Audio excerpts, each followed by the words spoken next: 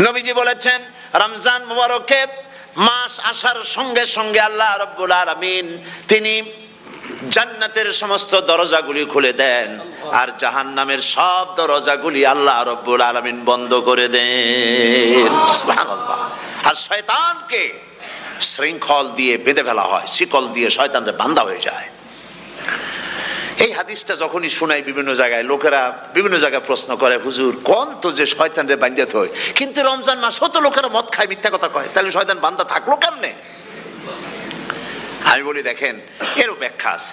এর ব্যাখ্যা হলো এই, কোন ঘড়ি আছে একবার চাবি দিলে 6 মাস চলে, আর একবার চাবি দিলে 2 বছর চলে, আবার চাবি দিলে লাইফ চলে যায়, এরকমের ঘড়িও আছে।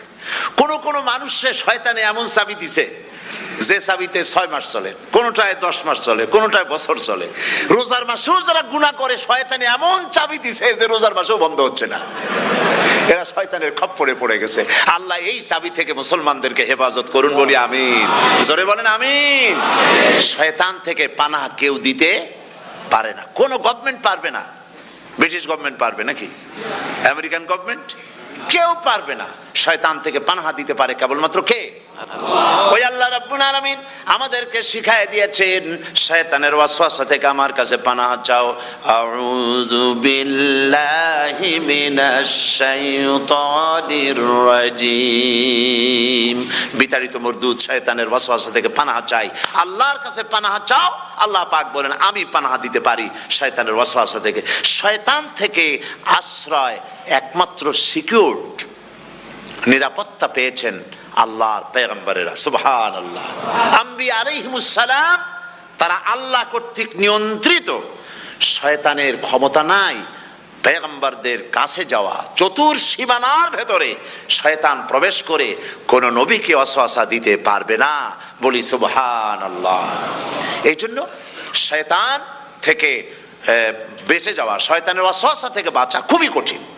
সেই জন্য আল্লাহ পাক বলছেন শয়তানকে বেঁধে রাখা হয়, জান্নাতের সমস্ত দরজা খোলা, জাহান্নামের সমস্ত দরজা বন্ধ হয়ে যায়। এই নিয়ামতের মাস আমাদের সামনে। প্রত্যেকটি যখন কোনো ওয়ার্কশপ হয়, তো ওয়ার্কশপের জন্য এক একটা কি বলে সিলেবাস থাকে। রমজান মুবারক একটা ওয়ার্কশপ। এই ওয়ার্কশপের মধ্যে একটা সিলেবাস আছে, সেই সিলেবাসের নাম হচ্ছে কোরআন।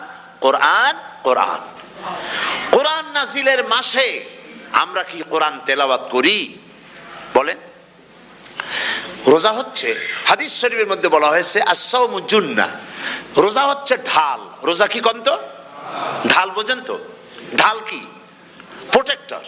আপনি জিহাদের ময়দানে, যুদ্ধের ময়দানে নিরাপত্তার জন্য, বাইরের থেকে আক্রমণকে ফিরাবার জন্য কি ব্যবহার করেন? ঢাল ব্যবহার করেন। রোজা হচ্ছে ঢাল, শয়তানের সমস্ত আক্রমণ থেকে বাঁচার জন্য রোজা হচ্ছে ঢাল।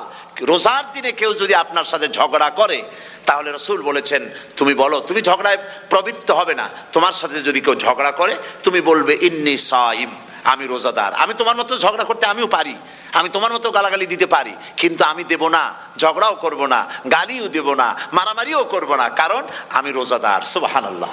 রোজা আপনাকে গুনাহ থেকে বাঁচায় দেবে। দেখেন রোজা কিভাবে গুনাহ থেকে বাঁচায়। মিথ্যেবাদী সারাক্ষণ মিথ্যে কথা বলে, কিন্তু রোজার মাস আসছে, এখন মিথ্যাবাদী যারা তাদের ঘনিষ্ঠ লোকদের কাছে শুনেছি যে তারা বলে, যদি কোনো লোক দিনের বেলা এসে যায় আর এমন কথা, যে কথা বলতে গেলে মিথ্যা বলা ছাড়া উপায় নাই তার জন্য, সে তখন বলে ভাই তুমি তো অসময় আসছো, এখন আমি খুব ব্যস্ত, আই এম ভেরি বিজি, তুমি রাত্রে আসো। কথা বুঝতে পেরেছেন তো? রোজা হচ্ছে কি? রোজাটা কি বলে? ঢাল। কোন মেয়ে লোকের দিকে চোখ পড়লো, আহা আমি তো রোজাদার, চোখকে সাথে সাথে নিচে নামায় ফেললো। গানের আওয়াজ আসলো, আমি তো রোজাদার, সে গানটা শুনলো না। কাজী সমস্ত গুনাহ থেকে বাঁচার জন্য রোজা একটা বিরাট হাতিয়ার। সুবহানাল্লাহ।